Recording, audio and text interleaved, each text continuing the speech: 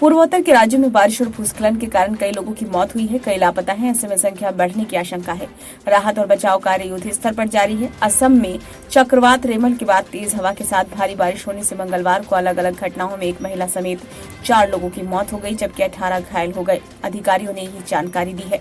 मुख्यमंत्री हेमंत बिस्वा शर्मा ने कहा है कि नगांव, होसई, पश्चिम कार्बी आंगलोंग, गोलाघाट, दीमा हसाओ, कछार, हैलाकांडी और करीमगंज में भारी बारिश और 40 से 50 किलोमीटर प्रति घंटे की रफ्तार से हवाएं चलने के साथ खराब मौसम जारी रहने की संभावना है। उन्होंने कहा कि पूर्वी बांग्लादेश में तूफान 15 किलोमीटर प्रति घंटे की रफ्तार से पूर्व उत्तर पूर्व की ओर बढ़ रहा है और आज रात तक इसके कमजोर होने की भी आशंका है। कामरूप जिले के सतगांव इलाके के नवज्योति नगर में मिंटू तालुकदार की मौत हो गई। उनके घर पर एक पेड़ गिर गया और उनके पिता भी घायल हो गए। जिले में एक महिला लावण्या कुमारी पर पेड़ गिर जाने से घायल हो गई। बाद में गुवाहाटी मेडिकल कॉलेज में उनकी मौत हो गई। अधिकारियों ने बताया कि लखीमपुर जिले के गुरुकामुख में एनएचपीसी की लोअर सुबनसिरी पनबिजली परियोजना में लगातार बारिश के कारण हुए भूस्खलन में पुतुल गोगोई नाम के एक अन्य व्यक्ति की भी मौत हो गई।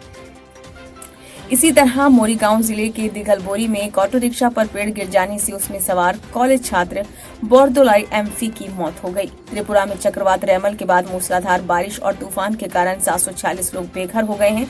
राज्य के एक मंत्री ने मंगलवार को ये जानकारी दी। परिवहन मंत्री सुशांत चौधरी ने कहा कि चक्रवात ने बिजली और कृषि क्षेत्रों में भारी तबाही मचाई है, जिससे कुल 10 करोड़ रुपए से ज्यादा नुकसान होने का अनुमान है।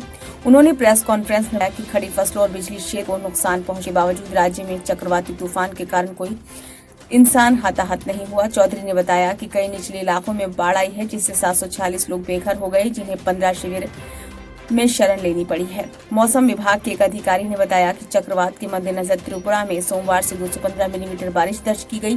चौधरी ने बताया कि बारिश के कारण राज्य की प्रमुख नदियों का जलस्तर बढ़ गया है। स्थिति को सामान्य बनाने के लिए प्रशासन 24 घंटे काम कर रहा है।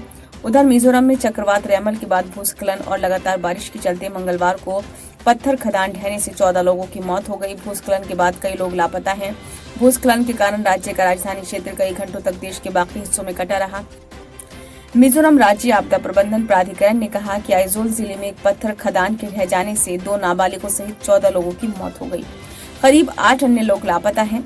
एक अधिकारी ने बताया कि मिजोरम में आइजोल शहर के दक्षिणी बाहरी इलाके में मेल्टहोम और हलीमैन के बीच एक इलाके में सुबह करीब 6 बजे पत्थर खदान ढहने की घटना हुई।